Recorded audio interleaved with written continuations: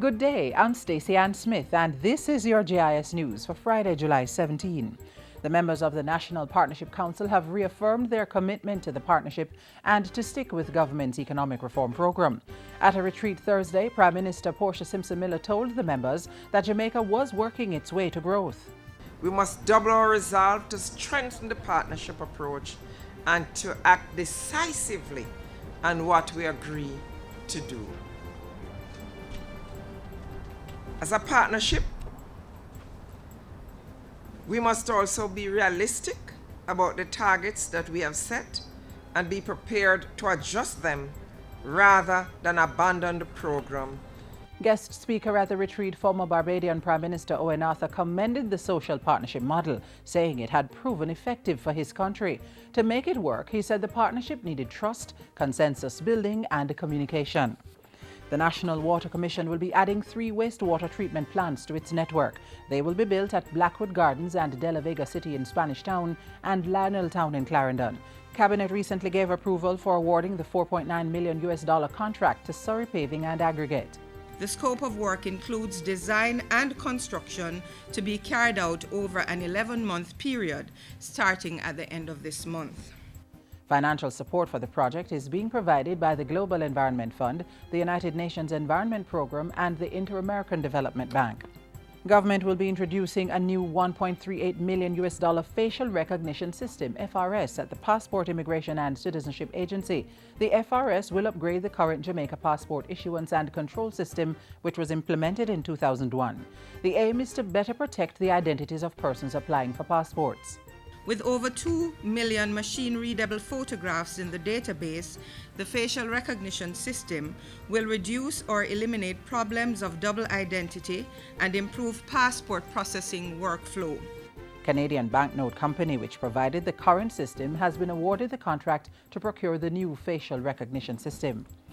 A 3-year memorandum of understanding has been signed to give young people greater access to tap into the $150 billion global nutraceutical industry. The agreement is between the Jamaica 4-H clubs and the National Commission on Science and Technology, the NCST. The country can derive, I believe, tremendous economic and social benefits from this sector, which is teeming with opportunity for large, small, medium and micro enterprises. Under the MOU, the Jamaica 4-H clubs will make greenhouses and other land space available for growing plants with nutraceutical benefits. The 4-H club is committing to provide technical resource training to design agricultural projects for the production of nutraceutical plants, to provide the expertise to develop and maintain these projects. And these projects will be across the island of Jamaica. And as I explained, in our school clubs, our training centers, in our church and our community clubs. For its part, the National Commission on Science and Technology will educate the 4-H clubs on the principles and practices of the nutraceutical industry.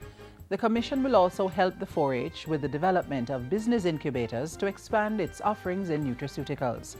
And finally, the Ministry of Education is working with the police to quickly stem students' access to drugs and other harmful substances. Portfolio Minister Reverend Ronald Thwaites made the announcement in Parliament this week.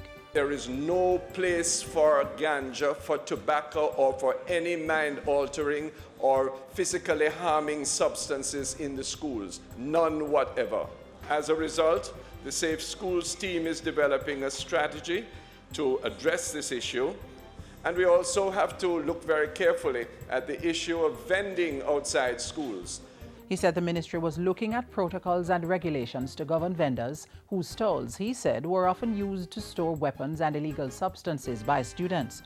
Minister Thwaites was reacting to a National Council on Drug Abuse survey of 38 schools. It found that 50.4% of students said it was easy to get substances such as ganja, tobacco and alcohol in and around their school. The minister said government would soon be implementing a school campaign to inform students about the harmful effects of drug abuse. We haven't yet mounted a program of public education in our schools. And I pledge, Mr. Speaker, and it is the mandate of the government, I know, for us to tarry no longer in that regard and make sure that the appropriate steps are taken. And that's it for JIS News today. I'm Stacey Ann Smith. Thank you for watching.